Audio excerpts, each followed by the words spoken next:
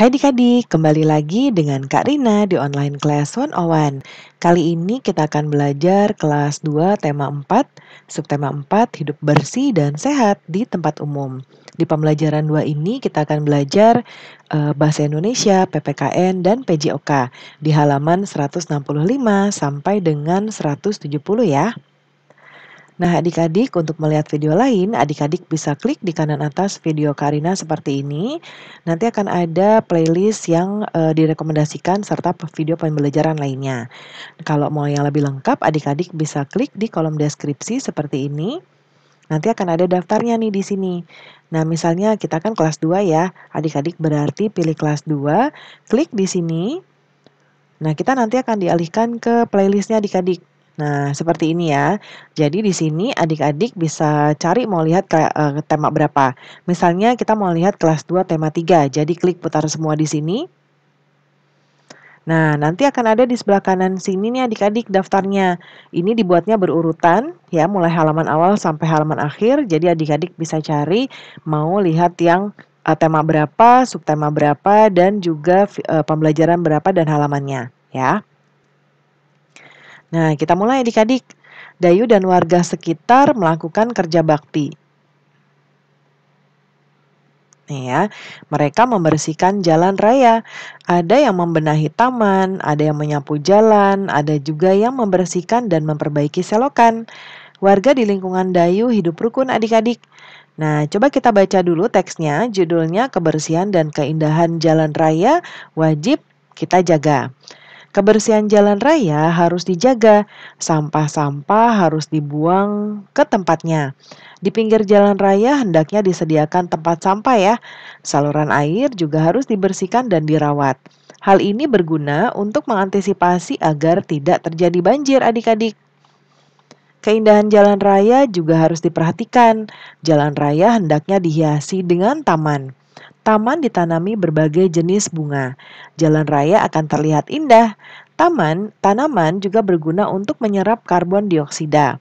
Dengan demikian, udara di jalan raya akan bersih ya. Pengguna jalan raya akan nyaman dan sehat. Nah, adik-adik, karbon dioksida itu atau kita sebut juga CO2 itu adalah yang kalau adik-adik bernafas ya, adik-adik menghirup oksigen atau O2. Nah, ketika adik-adik menghembuskan nafas nih, ngeluarin nafas, nah itu yang keluar adalah CO2 atau karbon dioksida. Nah, tanaman itu kebalik. Mereka menghirup atau menyerap CO2-nya baru nanti akan menghasilkan O2. Jadi manfaatnya banyak banget ya adik-adik ya. Makanya kalau banyak pohon itu udaranya jadi lebih sejuk ya dan lebih sehat. Nah, apa sih isi teks yang adik-adik baca tadi? Nah, tadi isinya tuh bahas tentang kebersihan dan keindahan jalan raya ya adik-adik. Nah, lalu di mana keindahan jalan raya ini harus dijaga bersama agar pengguna nyaman dan sehat. Tahukah kamu bagaimana jalan raya yang bersih dan sehat?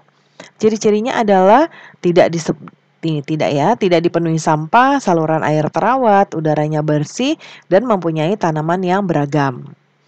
Nah, ada gambar ya adik-adik di sini. Ini ada di pinggir jalan raya, ada taman bermain ya, perosotan ini. Lalu ada pohon yang rindang, tanaman-tanaman hiasan ya, dan ada rumput-rumputnya. Nah, informasi apa yang kamu peroleh dari gambar di samping? Jika ada yang membuang sampah di jalan raya, apa yang akan kamu lakukan?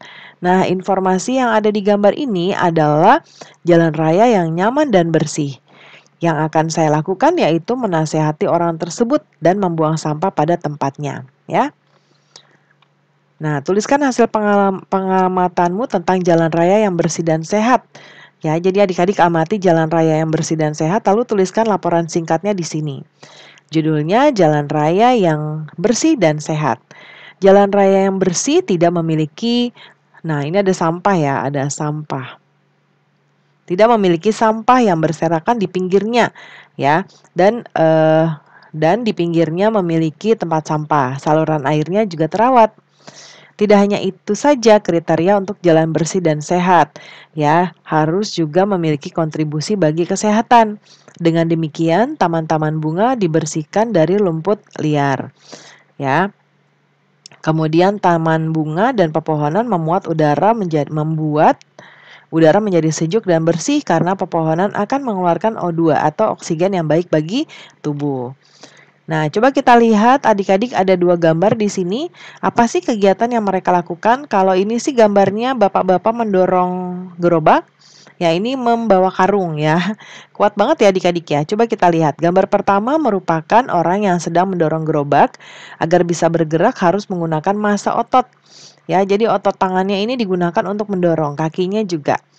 Lalu yang gambar kedua ini juga memerlukan kekuatan ya, kekuatan massa otot untuk membawa barang.